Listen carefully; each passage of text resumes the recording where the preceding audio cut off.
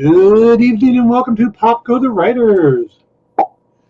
I pressed one button too many and got things screwed up for a second. That's why the song took a second to start. But we're going now. I've got my feet up and my defenses down. Wait. I have my feet down and my defenses up. That's what I meant to say, right? Yeah. All right. I'm half asleep, so who cares?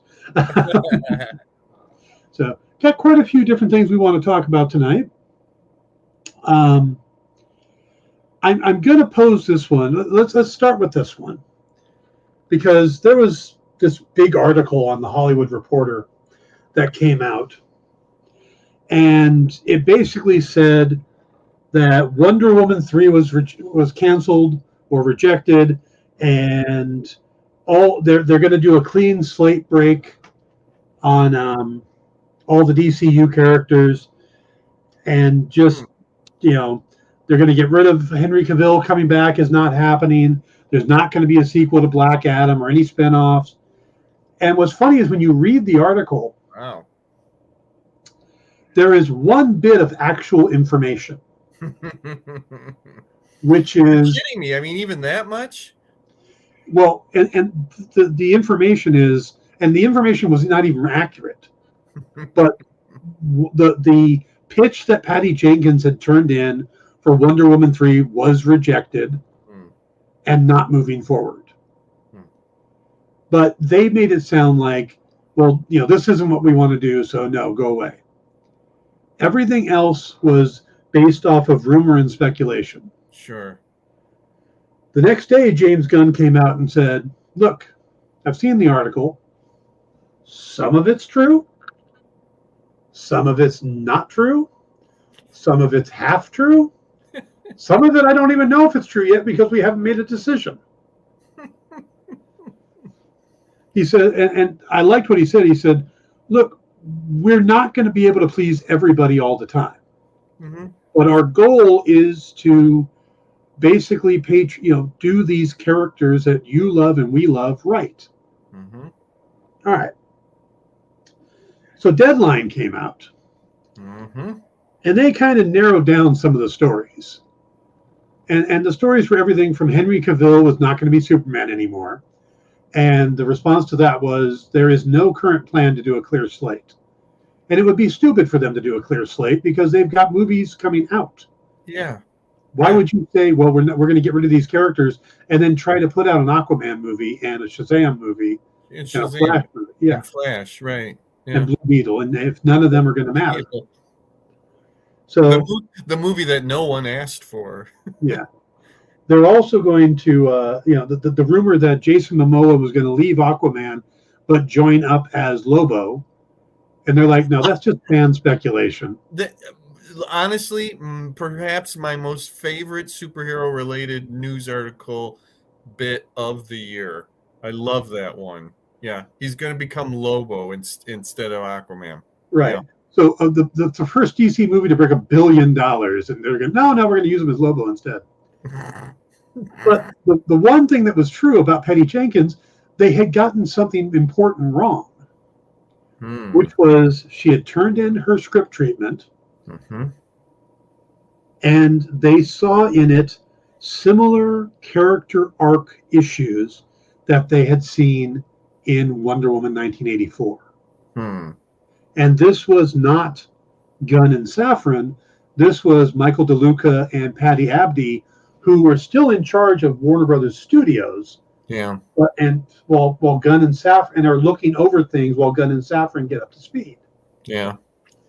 So they're the ones that said, hey, this doesn't work. We got some notes for you. And Patty Jenkins' response was supposedly, she ended up sending back a Wikipedia page entry about character arcs and basically said no to any changes, that they didn't get what she was doing, and basically walked off the project. Now, mind you, this was the same writing team who did Wonder Woman 1984, according to Jeff Johns. Yeah. And yeah, so the bottom line of all that is the only thing that was true is that Patty Jenkins is off Wonder Woman 3. But see, now this is the part that gets interesting to me. Yeah. I did up a video, and I was going to put it up on TikTok and YouTube and stuff, and I stopped myself.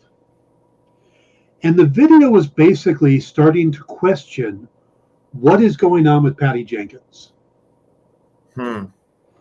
Patty Jenkins did the movie Monster with Charlize Theron.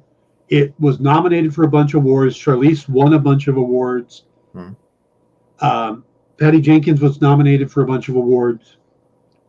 It was a well-respected movie. She also has done a bunch of TV shows like Arrested Development and stuff like that. She got hired by Marvel to do Thor: The Dark World. Then left it because of creative differences. Because she didn't think she was the right person to do the movie Marvel wanted. That's when they brought in Alan Taylor, and he did the movie, and Thor: The Dark World didn't turn out great, but it wasn't. I was going to say it's become the most popular Thor movie of them all, right? Yeah. So I think some people are liking it better now after Love and Thunder. Ouch. Yeah. Okay. So from there, she got Wonder Woman, which was actually based on a story by Zack Snyder, and I don't remember who else was involved, but Jenkins wasn't in on the writing of it. Now, she wrote the script for Monster, but she wasn't on the script for 1984, or for Wonder Woman. She then gets announced for Rogue Squadron for Star Wars. Right. Big commercial for that. She's also lined up to do Cleopatra with Gal Gadot. And then she does Wonder Woman 1984. Now, if you've seen Wonder Woman 1984, you know it's not a good movie. I haven't seen it, but I've heard that many, many, many, many times. Yeah, there are some really bad things in it. Some cringy stuff in it that you just go, wait, what? And that was basically a story by her and Jeff Johns. Same team that did this new one. Well, since then, she left Cleopatra. She's now left Wonder Woman 3 after refusing to take the notes.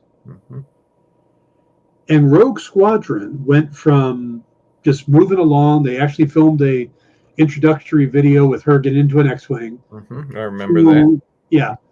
She's reworking the story. Kathleen Kennedy said she's reworking the plot to get it right, or to get it where we want it, to it being actually taken off the schedule altogether. So no word about Rogue Squadron. No one's talking about it. No. So at this point, Patty Jenkins has made 3 movies, walked away from 3 movies, and has a 4th one that appears to be dead. So it's more. It seems like she has more movies that aren't happening that she was involved with than are. But how much of that do we know to be absolutely true, though? Which parts? Like the walking away from all these movies. I have quotes from her saying she left Thor: The Dark World because he didn't think she could do the movie that Marvel wanted. So yeah, all right. So yeah, I have seen that same thought floated out there just in these last few days, like that she's really in trouble as a creative force because she has all these projects that are now dead, and they threw Rogue Squadron into there. That one, my guess is that there's more to it of Lucasfilm changing course than her changing course. That's how I feel about that one. I think after Rise of Skywalker, everything changed behind the scenes at Lucasfilm in terms of feature films. But Rogue Squadron was released or was announced after Rise of Skywalker. Okay, well, was it? Yeah. Yeah, okay. I'm still I'm still kind of going with that because I'm not saying that things changed immediately, like literally that Rise of Skywalker was released and everything changed. I just feel that there's more to it than just that. It is strange, I admit it, because she seemed so excited about that one and that it was a very personal project because of her father. Right. That one really, really surprised me. But again, I feel still like there's an element of things have really changed with Lucasfilm's Yeah. outlook towards feature films. How many other ones that same thing happened to? There was the what's his name? Ryan Johnson was supposed to was that was a done deal. He's Those doing are still his trilogy is supposed to still be in the works. I mean, as of like within the last month, that was okay. said. See, the last thing I saw was that it's still going to happen, but who knows when, kind of a thing. Well, wait, there was not too long ago they had said that the only one that looked good of moving ahead on was Taika Waititi's Star Wars feature film. I thought that's what actually Kathleen Kennedy actually said in an interview about feature films that was the only one that looked good to go ahead. I will tell you what I heard, and again, this is rumor. No, I know, but you're more connected to Hollywood than I am. What I'm hearing is that Kathleen Kennedy's on the way out. Hmm. But she's not on the way out as if we're going to show you the door. It's an amicable thing. And what they're going to do is they're going to keep basically let her go out on a high note with Indiana Jones 5. So they're going to basically, she's staying in charge until after Indiana Jones 5. And then they'll make a transition to a new person and she'll retire and get a production deal. And she's been with Star Wars for a very long time. Yeah, I mean, she was handpicked by George Lucas. Yeah. So, and it would make sense because, but they want her to go out on a high note. They want her to go out with Indy 5, which she's producing. Mm-hmm. And they being Disney. Yes. Okay. And Kathleen. It's a decision for what I'm hearing, was made. And that they've put a hold on basically moving forward on any movies until the new regime comes in. That's what. Yeah, I know. It's a hard one to take because it sounds like something that what you hear practically every day on the internet.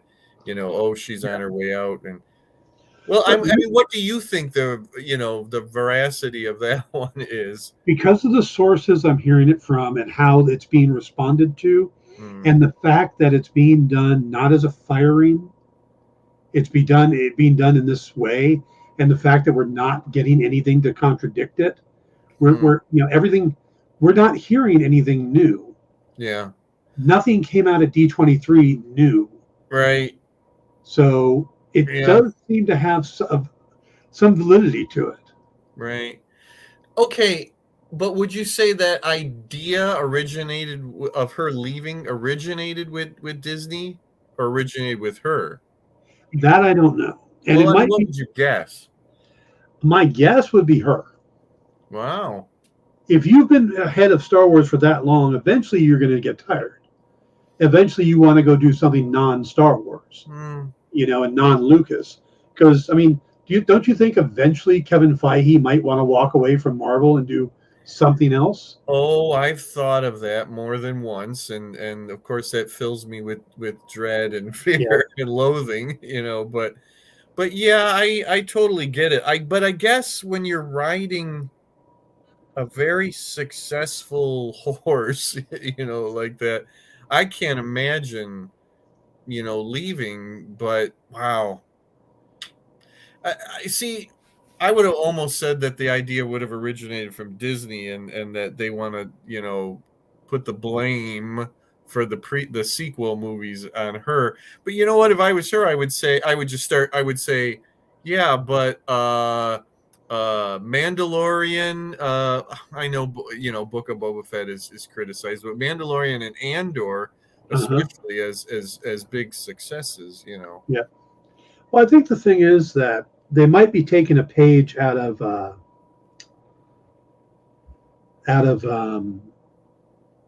Kevin Feige's playbook, Mm-hmm.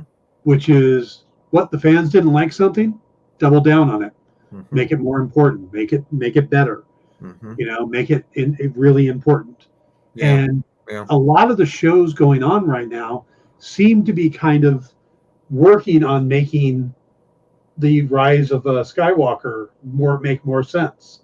Yep. That's The very, whole very cloning true. thing, and Yeah. Well, not only that, but the prequels yeah, is another thing where it's like, let's make these just such a part of Star Wars that no one's ever going to be able to deny them. oh yeah, Dave Filoni's been doing that for years with the animated stuff, and now he's just phenomenal. Yeah. The fact that what he's been doing. Yeah, let's take Grogu, one of if not the most popular Star Wars thing to come along in years and years and years, and set his origins smack dab right in the prequels. And there's just no denying it. He came out of the prequels, and that's that.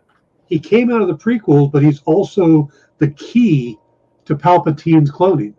Mm-hmm. Right? Yeah. So yeah. Let's not just make him part of the prequels, but part of the sequels too. The sequel trilogy. Exactly. Too. Yeah, great point. Yeah.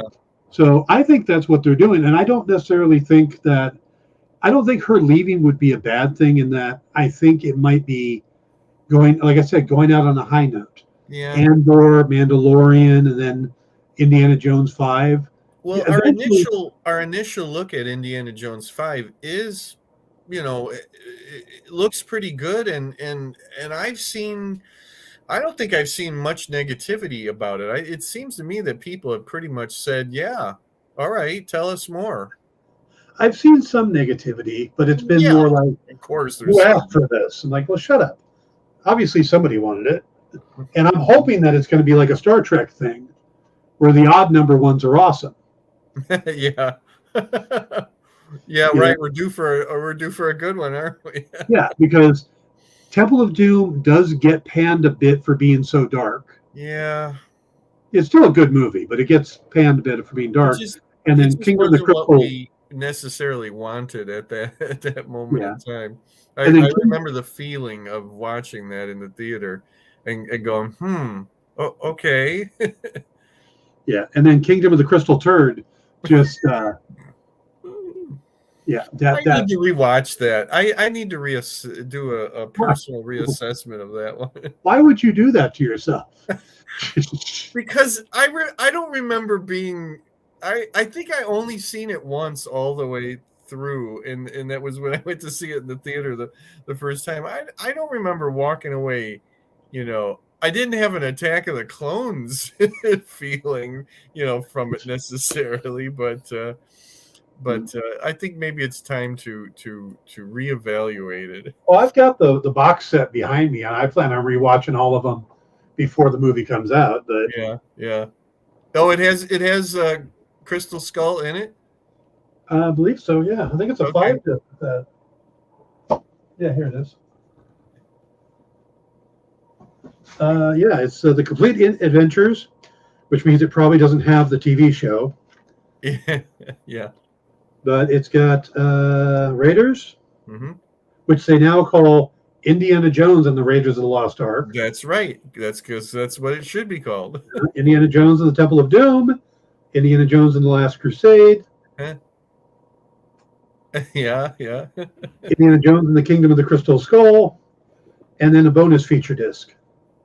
I hate to tell you this, Dan, but it's going to be the incomplete adventures of Indiana Jones because it won't have the new one in it. True, but it's a very nice little book set. Yeah, it's got really nice little images inside. Yeah, I gotta get that one. Yeah, and it wasn't that expensive on Amazon. I was actually quite pleased with it. It's a shame that they can't have those on Disney Plus. They can't? They're not on Disney Plus, no. Wonder why. I don't know, whoever the heck owns them, Yeah. I mean, Well, I assume Lucasfilm at least partially owns them, but Oh, they're they've got a deal. They got a deal with Paramount. yeah, see, that's what it is. Yeah, right. They're Paramount. Yeah, there's Paramount's probably sitting gets to have them for a certain amount of time. It's like the Marvel Netflix shows. At some point, Yeah. they'll revert. Yeah, hopefully sooner rather than later. Yeah. It's like I'd love to see the Young Indiana Jones adventures on Netflix or on Disney Plus. Mm-hmm. So, yeah, Paramount's got their own channel. They probably want to keep it on there for a while. So, but you like the trailer, huh? Yeah. Well, you know what? Jay says wonky de-aging aside, I'm not so sure I saw any wonky de-aging. They do de-age him, but they don't de-age him to 56. They de-age him to 70. Because Okay. Harrison Ford's in his 80s now, and they de-age him to look 70, so it doesn't look as bad.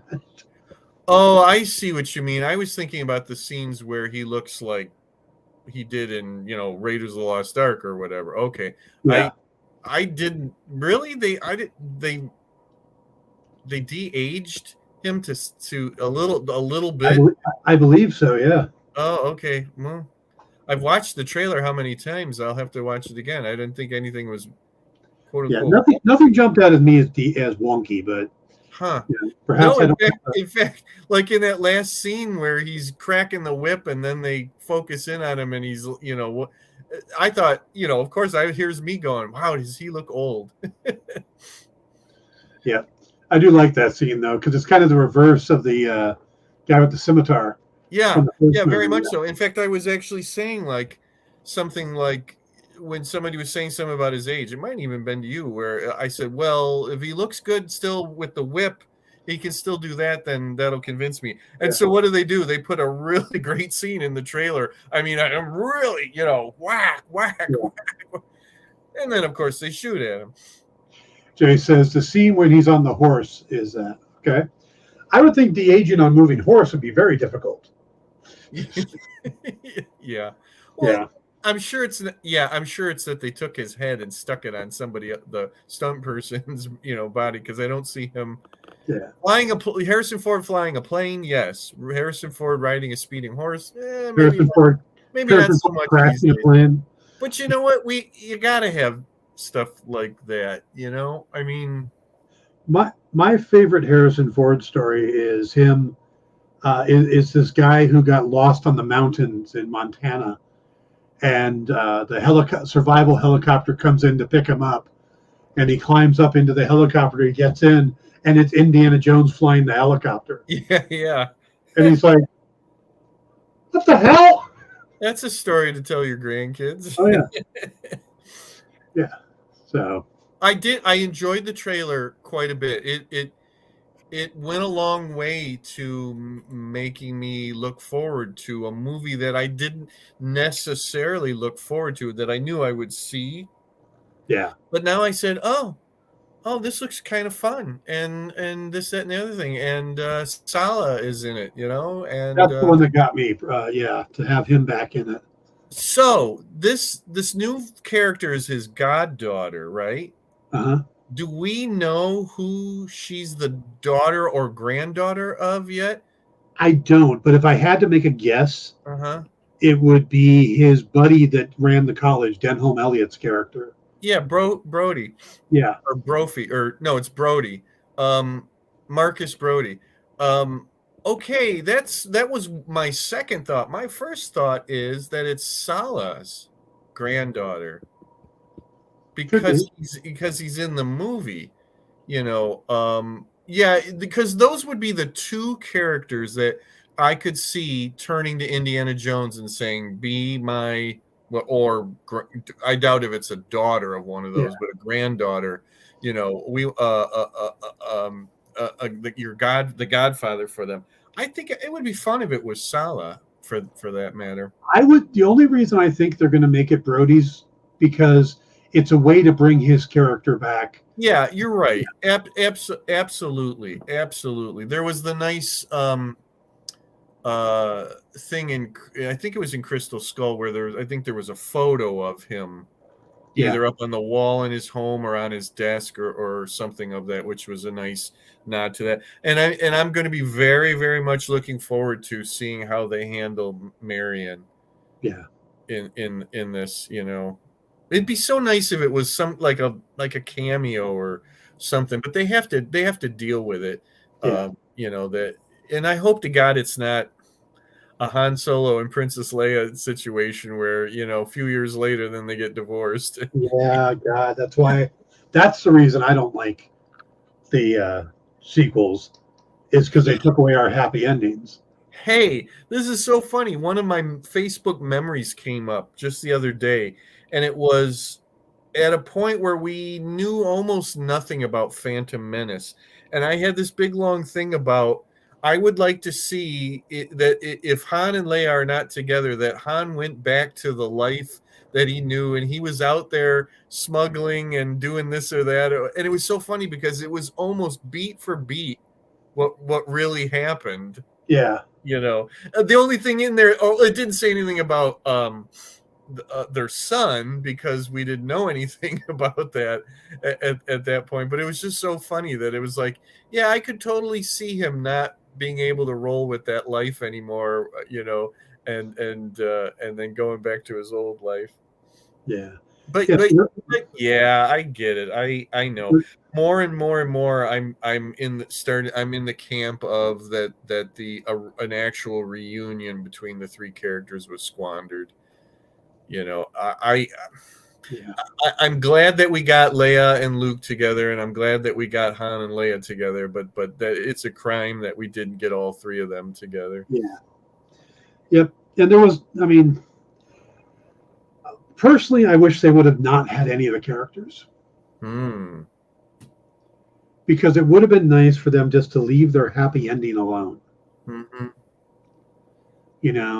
We could have mentioned them, or we could have just ignored them. They could have moved it far enough in the future that all of them would have been dead anyway. Yeah. But I don't see why they needed to take away everybody's happy ending. And that's what happened. Luke never got to build his Jedi Academy. Or what he did got destroyed. Leia and Han didn't work out. Their son turned evil. Nothing. Did Chewie get a happy ending? No, he loses his best friend. Right. Yeah, the whole thing is just... We're still going to have this conversation one day on a larger scale. Yeah, and Kylo Ren was such a horrible villain. I can't agree. I don't agree with you with that one. He was a whiny little goth kid. That's exactly what he was supposed to be, right? Yes, which is horrible. He was a Darth Vader wannabe. And there's a story in there when you have a grandfather like that, but you're very, very immature person, so you're very, very evil, yet very, very immature. And therefore you're just a holy terror. That's exactly what he was. He was supposed to be a holy terror because he just couldn't handle maturity. But he wasn't. He was just a whiny little bitch. That's all he was. Okay. And Luke was just, they knew he was a whiny little bitch. And somehow Palpatine's returned. Uh-huh. Well, how else should they have handled that? Wait, are we having this conversation or not? No, we're not. We're not. All right. But we will soon. We will soon. That's because you're afraid to, because you can't handle the truth. I can't handle those movies. All right. Watch it over and over and over again and embrace the dark side. Last Jedi, one of the best Star Wars movies ever. It's 3/4 of the best Star Wars movie ever. They're all going to they're all going to show up. They will. They'll all show up. Yeah. Oh, hey, wait, they even, you know what, just like what you were saying, they even try to justify Canto Bight because they mentioned it in Andor. I love it. I love it. And I don't like that whole part of that movie. I just don't. Dave Filoni's job in life is to fix the prequels and the sequels. It's all he's done. It's been the major goal of his life. he probably watched and went, "Oh, it's Star Wars. I love. What do you mean you don't love it? Oh, I'll fix that." My expectation that there's going to be dialogue or a scene in Ahsoka that totally justifies the Force ability to fly through space and rescue yourself from the cold vacuum of space. There's I, totally going to be a scene like that, and then that pretty much will cover everything that people like. I just want to understand how she rammed a ship through hyperspace into another ship, because that's not supposed to happen. They broke their own laws of physics. It hadn't quite gone into hyperspace yet. That was just the run up to it. That was a good scene. You got it. Sometimes you just have to drop the suspension of disbelief and just go with it. No, you don't drop the suspension of disbelief. You need a Not ton in of Star Wars. suspension of disbelief. Star Wars is not science fiction. It's fantasy. Science fantasy. It is. I will give you that. Yep. Star Trek is science fiction. Yep. Star Wars is science fantasy. Yep. Yes. That's why you can't compare the two. Apples and oranges. Yeah. Oh, you can compare them. They're not even in the same family of fruits. Oh, there are ways you can compare apples and oranges. Throw them at somebody's head. You can compare how they hurt. Yeah. There are ways to compare things. No, you could kill somebody with an apple. It'd be hard to kill somebody with an orange. But it'd be fun to try, wouldn't it? How do we get to these moments, Dan? How do we get to them? I'm racing back through this conversation and trying to see where we went wrong and where. Yeah. Okay. What's next on Subject number two. Okay. I saw a cool animated film this morning. And what's funny is I've had it on Blu-ray for a while. I think I've got it here somewhere. And I've been waiting to watch it. And it's Green Lantern, Beware My Power. And that's a direct-to-disc? Yes. Okay. And it's part of their new universe. Now, they're not talking a lot about it, but this is a connected universe. But it's not all the animated movies. What you want to do is on the end of each film, see that little thing at the top? Oh, yeah. It spells out DC Universe. Yeah. So if it's on there, then it's part of it, where something like Catwoman Hunted does not have it. Oh. So even though they came out around the same time, this one is not part of the current DC universe. So this was like Superman Unbound, the Justice Society one that came out. That's one I was going to ask about. Yeah. Yeah, those are all connected. Yeah. And they use the same actors. What about Batman: Return of the Caped Crusaders? That's not. That's Adam West. Yes. And William Shatner, which was brilliant casting. Yes, I know. But this is Aldous Hodge as John Stewart Green Lantern. Aldous Hodge, of course, just played Hawkman in Black Adam. But it has Sinestro, it has Green Arrow, it has Hawkwoman, and it's bringing these characters together because they haven't met in this new universe yet. But it also has one of my favorites, Adam Strange. And it kind of adapts a couple different graphic novels, or not graphic novels, but story arcs from different places. And one it pulls, I won't say one of them because it's kind of a spoiler, but one of the ones it pulls is one of my favorite DC story arcs, which was called Planet Heist by Andy Diggle and Pascal Ferry. Vaguely know of it.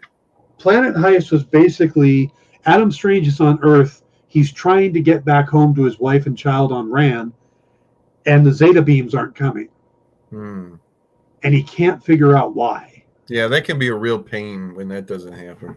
Yeah, and when he figures it out and gets back to Rann, he discovers just a debris field, like the planet's been destroyed. But through his his detecting, he discovers that it wasn't the planet Rann. someone had ran away, and put in this debris field. So that's why it's called Planet Heist. Maybe that happened to Alderaan. No, that wasn't a Zeta beam. That was a big ass kill beam. But maybe at the very last second somebody transported it away and okay. I think we would have seen it by now. I'm Not sure Poe necessarily. Dameron would have said, and somehow Alderaan survived. Damn it, you beat me to it. Ugh, I got to be quicker next time. Here's my big question about this Green Lantern movie. Is Alan Scott in it, the one true Green Lantern? No, Alan Scott's not in this, but he is in the Justice Society one. I know, but is Hal Jordan in this one? That would be a spoiler. Oh, okay. Do they cover the thing that time where Jon Stewart destroyed an entire planet? No. Okay. Because this is him just getting the ring for the first time. You remember that story? Yes. Yeah, and I love it because that became a big part of Jon Stewart's character for years and years after. Yeah. I love that they never forgot that he had to deal with that for years to come, that he destroyed the planet. It was a Cosmic Odyssey. Yes. Wow, did I pull that one out? Nice. Yeah, drawn by Mike Mignola. Yeah, I was surprised just how good this was. Mm-hmm. I love the characters. I love the artwork too. They're doing this thick line weight on the characters that make them really pop. So it has this unique art style in these animated stuff. Is it? I don't even know anymore what animated stuff is. Is it cell animation or is it computer animation? I don't know. I don't know if anybody does actual cell animation anymore in these things, or if it's just that it's still flat, but it's actually computer animation. Like, what's The Simpsons these days? Is that cell animation? I'm not sure. Okay. Somebody out there would do a full-blown movie. Mm-hmm. I would love to see the DCAU do a full-blown Green Arrow movie. The only thing I'd like more is if they let me write it. Well, to do a Green Lantern, Green Arrow. Green Lantern, Green Arrow would work. Yeah, hard traveling heroes. Yep. Yeah. So they do a few things in it that's a little surprising. Mm-hmm. A couple character deaths that you're like, wait, what? Mm-hmm. Yeah, but what's the rating on it? There's some kills, so I would say it's PG-13. PG-13. Wow. Mm-hmm. Yeah. So swearing. Yes. Mm-hmm. Actually, there's swearing immediately. First scene swearing. First scene swearing. Yes. Wow. Because it starts off with Stewart in the war. What's the runtime on these things? Is it like a feature length? I think they're like 90 minutes or more. Okay. I don't know. These always have such tiny little writing on these discs. Yeah. Hey Jay, look it up in. Can you look it up in the? Okay, I'm just wondering, how, because it's funny. That's what like a kids movie used to be, but this is not necessarily a kids movie. It did feel short. Yeah. I don't know. Jay's one of my producers, so I do that to him during the show. That's why I'm like, hey Jay. Oh, okay. Jay produces my Tuesday show. Okay. I will never make fun of him again. But yeah, so they've done some really good stuff that's part of the DC animated universe. But it starts with Superman Unbound, Superman Man of Tomorrow. Mm-hmm. Yeah, that's where they started the artwork too. And the Martian Manhunter in there, the same is the one that's in here too. Mm-hmm. Mm-hmm. So Vixen and Martian Manhunter have cameos, stuff like that. Justice League Detroit. Yeah, though this is up on the satellite. Oh, okay. It would have been cool if it was in Detroit and Johns was eating Oreos or Chocos. Excuse me. Vibe is yeah, right. It can't be Oreos, right? Vibe is not in this one, then, right? No. Too bad. No, they do bring a lot of characters into it, though. But the fact they brought in Adam Strange just made me very happy. That's another character that I would love to write. because it's like, how do you describe Adam Strange? He's DC's John Carter. Kind of, sort of, kind of. Which part isn't? Well, that John Carter is on a more or less sort of primitive planet, and Adam Strange is like More of a higher technology. and but yeah, you're right. Yes. And like how he gets to there, and that he gets a girl there and becomes the champion of that planet. Yeah. Well, I'm pretty sure that when they created the character, they went, "Fuck it, we'll just make John Carter." We're gonna give him a code name? No, it'll just be Adam Strange. Let's see. Adam Strange was probably either Gardner Fox or John Broome. I knew this. Both of which would have roots in science fiction, so they would absolutely. I'm betting it's either Gardner Fox or John Broome. Gardner Fox, Julius Schwartz, Murphy Anderson, and Mike Sikowski. Yeah. And the most interesting connection there is actually Julius Schwartz. Julius Schwartz, before he became an editor for DC, worked at a company basically as an agent promoter for authors, and knew guys like. Yes, he did. One of his biggest clients was H.P. Lovecraft. And when they came up to making Ra's al Ghul, 1 hour and 15 minutes. Thank you, Jay. So it's 75 minutes. Yeah, that's short. Yeah. But when Ra's al Ghul came, Ra's al Ghul is one of the most Lovecraftian names of a villain ever. And that was Julius Schwartz's contribution with Denny O'Neil and Neil Adams on that. Wasn't Ray Bradbury one of his clients? I believe so, yeah. I think that's right, yeah. Yeah, basically all the sci-fi and horror writers of the time were going through this company, and Schwartz worked for them. Then he went over to DC. It's been a long time since I read his book, Man of Two Worlds, Julius book. But yeah, it seemed to me that Bradbury was a client too. Yeah, an incredible story. Yeah, I mean that he did all those things before he was at DC. Yep. So you can see all the influences. So having somebody like Adam Strange based on John Carter of Mars makes a lot of sense. It's a very similar story. They just, and I love how over the years they've tied Rand into Thanagar and then led into the Rand-Thanagarian War. Planet Heist was actually like a prequel for the Rand-Thanagarian War.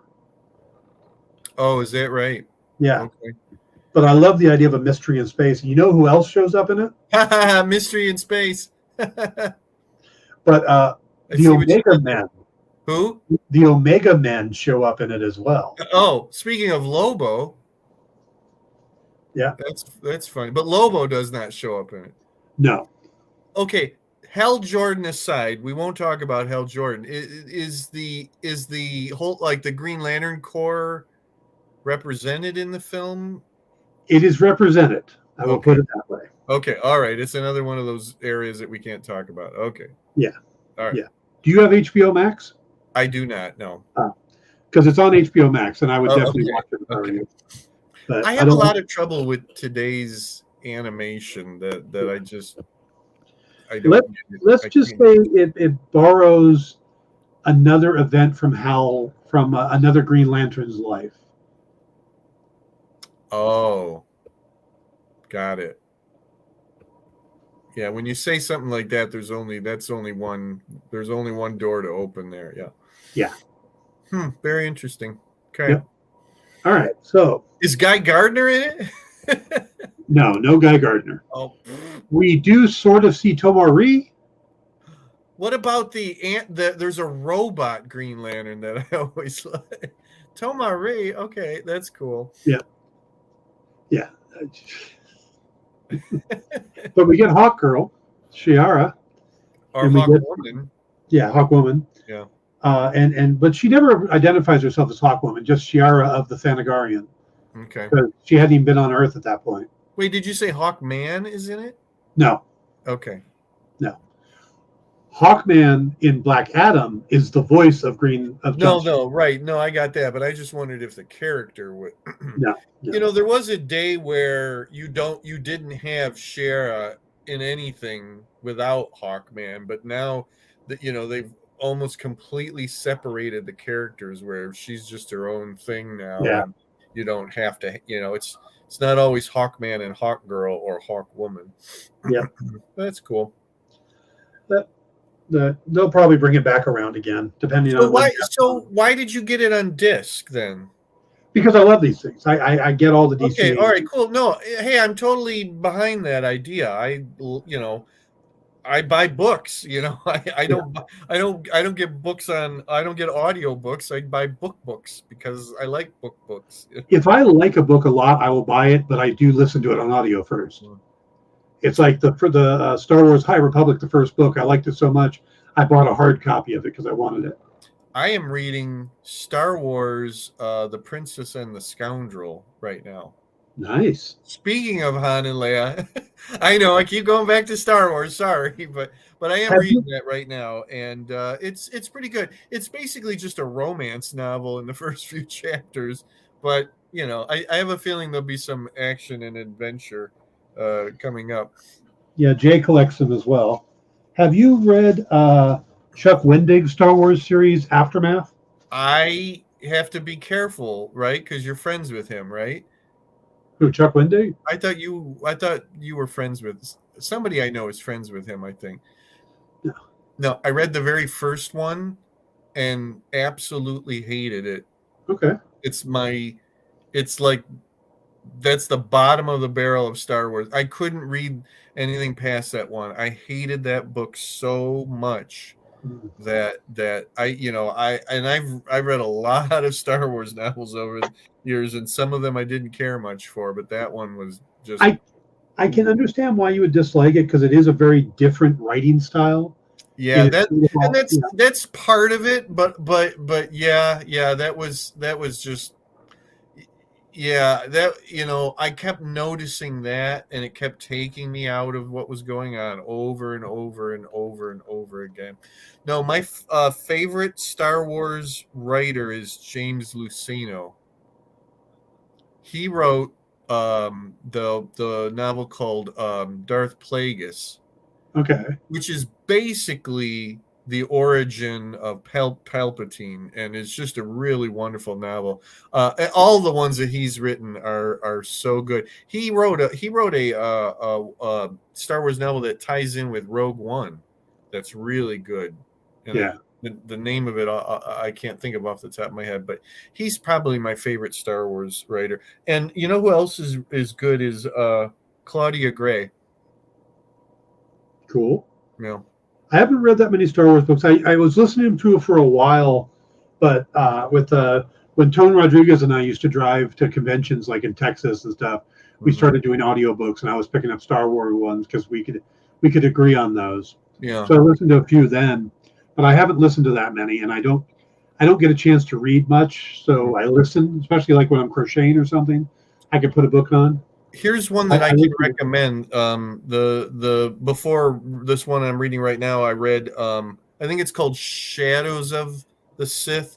It's the story about that in Rise of Skywalker. Lando mentions that he and Luke had searched for the Sith Wayfinder, however many years before that.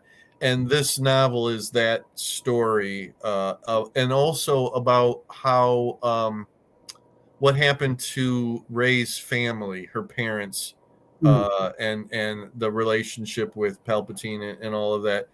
I can't think of the writer's name, but that was very good. I can recommend that one. I did like the Aftermath series. I listened to all three of them, and I'm a big fan of a character named Mr. Bones, which is the B-1 robot turned. Yeah, I sort of remember that from that. He gets better and better, and if you listen to the audiobook, his voice is like, Roger, Roger, I will kill them all. No, we don't want you to kill them all. Great. And the kid that built Mr. Bones ends up in the sequel series. He's the slightly heavy-set pilot of the X-wing. I can't remember his name, but he's played by the guy that used to be on Heroes. Oh, you're talking about Snap Wexley? Yeah, it's That's Greg Grunberg. Yeah, Greg Grunberg's character is in Aftermath. He's the young boy who built Mr. Bones. Boy, I don't remember that at all. Okay. Yeah, because he becomes with Wedge. I know him from Alias. Yeah. That's I think where he first, got a name for himself. Oh, that's very, I like that character in the movies. It is. Yeah. All right, we need to switch topics because we've only got about 10 minutes left. Well, if you would just stop going off on tangents, we're going to start calling them tangents. You were worried we weren't going to have enough to talk about tonight. So, Willow, I got to say that I was a little disappointed with this episode. Thank you. Yes. It was freaking dark. It was really dark, the fight scene, and hard to see. Yes, it was. It wasn't just dark. It was really, really, really, really dark to the point of I'm still not sure exactly what happened, and it took away some of my enjoyment of that episode. Yeah, I agree with you on that. Yep. Things dropped down a notch for me. I'm still enjoying the show, but yeah, it felt kind of like a running in place episode. And there was a lot of silliness still. Yeah. That was the two things that brought it down for me. Is that rein in that humor a little bit. I get it. You got a vibe going here, but it was more or less pointless and way too much. And then all that stuff in the dark, where again, it's like, there's the whole scene with Borman and Kit, and then there's everybody else, and then somehow those two scenes are suddenly they meet up, and it was like, wait a minute, how did that? Were they there the whole time? Yes. Okay. That I understand because they went to that spot because Borman was looking for something. Yeah. Then the guys who had Elora stop there because they see these horses out in the open because Borman and Kit left their horses out there, and Willow had that vision, so he was following Elora. Yeah. So that's how they all ended up at the same place. Okay, I didn't get that. And you know what? And again, it really took a lot of the punch out of Willow's friends. Spoiler alert: death. Silas? Is that his name? I don't know because Paul Silas also died today. The NBA coach. Okay. Whatever his name was. I mean, otherwise it was, that was done well. I kind of saw that coming. Yeah. But yeah, I just, somebody said, "Oh, it's because the fight choreography is so bad that they just wanted to hide it all or something like that." You know what my theory is it's this whole thing about modern filmmakers look to the productions of the past and they see all of the unnatural lighting that is impossible lighting. Like there's lights that come from places where there shouldn't be lighting so that you can see things, I mean, it's a film. And they say, "Oh, well, we're too modern to do anything like that at all. We have to have it real. So we're not going to have any lighting whatsoever. And it'll be great. It'll be like everybody will know what's going on just from the sounds that everybody's making." That was really, really dark. Yeah. By the way, it was Silas. So it is ironic that Paul Silas died today as well. Yeah. So. I am really glad that we got a mention of Willow's wife. And I guess that sort of, again, presses the point that she's no longer around. Yeah. Yeah. So I do like that he finally does magic. Yeah, and I liked that whole effect that whoom, like it was pulsing and it was in waves that was, was coming off of that. Yeah, because I was starting to totally buy into Sorsha saying, "You know what? You're not a very good sorcerer. Yeah. You'll never be a great sorcerer." Well, it was like, yeah, he kind of doesn't do any sorcery, does he? but I get it. It's supposedly he has so much, and once he uses it all, then he can't use it anymore, or something to that effect. But that was a good moment, and I was glad for it. And then it was kind of cool that where it was that they ended up, Yeah, that they're at Bavmorda's, castle. yep, So again, still like the show, but come on, guys, yeah. Lighten it up a little. yeah, a couple of Lighten it up and lamps. take it serious. Yeah. The other thing that threw me off was they do the big reveal of where they are, and then they go into the closing credits where they always have that really nice artwork, Yeah, and they play this horrible cover of Enter Sandman. yeah, I It's know. like, that's really weird. Have they been doing stuff like that all season for the first 2 episodes? Every episode has had a modern rock pop song at the end that has nothing to do with anything, as far as I can. And again, it's I said, after I watched it, I said, wow, this show is not really completely sure of who its audience is. Yeah. It's trying to be many things to many people, and I've seen person after person online saying like, ugh, I really hated that horrible music at the end. And it's Well, wait, but there might be a symbolism here. Hang on. okay, but I think what it is, though, it's you know what, this is not a Marvel production, where you have some hip hop song at the end. This is a quote unquote medieval like fantasy thing, and even though the kids are all talking like it's 2022, 2023, we don't need that stupid screeching stuff at the end of each episode. Yeah. Well, what they did was they took a song from 1991 Mm. and put a modern spin on it, and they're kind of taking a series or a movie from that era and doing a modern spin on it. So I can kind of guess. I ain't for it, I'm again it. Yeah, I'm with you. I guess they did the song "Guess Who's Back" Mm-hmm. for season 1 Mm-hmm. from the indie band The Beginner. Or Yeah, yeah, and I get it. Guess who's back, or what? It's not necessarily the choice of the song and the if the lyrics mean something or whatever. It's just it's the music itself. It just yeah, doesn't fit. It just really, doesn't fit, and it almost makes me want to just mute it at the end. But I'm always afraid I'm going to miss something. yeah.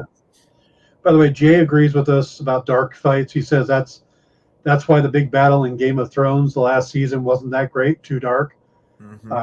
I think a lot of things about the last season of Game of Thrones was not good, but Mm-hmm. he also agrees with you on tangents, which means there's a good chance there's going to be a graphic for it by Tuesday. So You know what? Once we're off the air, I'll give you my address for the check to be mailed to me. well, I am still liking the Willow series, but yeah, Same here. yeah, they definitely need to. Maybe it was dark because they wanted to save money on the budget on the fight scene. I don't know, but hopefully we won't have that problem going forward. No, it's totally that the director says, you know what? It's not 1954 anymore, in with all this unnatural lighting. It's Yeah. 2022. We're out of time, but the Uh-oh. two women in the middle of the forest, where the hell did they come from? And why is one of them such a badass with an axe? Don't get me started on those two. Yeah, I totally forgot about that. You know what? They better tell us that means something at some point, because that was just totally out of nowhere and kind of anachronistic for Oh that yeah, too. It was like I they was were- totally weirded out for him. And you know what? I'll go ahead and say it. Like the stereotypical lesbian characters, right? yeah, they were so Strong, quirky. dominant one, and then the little one that doesn't say anything at all. I just recently rewatched The Sentinel from the 70s, and the exact two characters are in that movie. In the 70s, it was a cliche and a stereotype. We don't need it in 2022. Mind you, it was nice seeing Hannah Waddington, Okay, I guess I don't. I mean, I didn't know who she was. Which one was she? the tall blonde with the battle axe. Okay, She's from Ted Lasso. I think I heard that. You know what? I was somewhat amused by the manner of speech, like the way Yeah. she talked, and and very well spoken or whatever. And that was slightly amusing. But other than that, it was like, what the hell was that? And Yeah. why was it in there? All right, we've got to end it here. We're over our hour. We'll see see you guys next week. Have a great week. Hope you're getting ready for Christmas. Talk to you soon.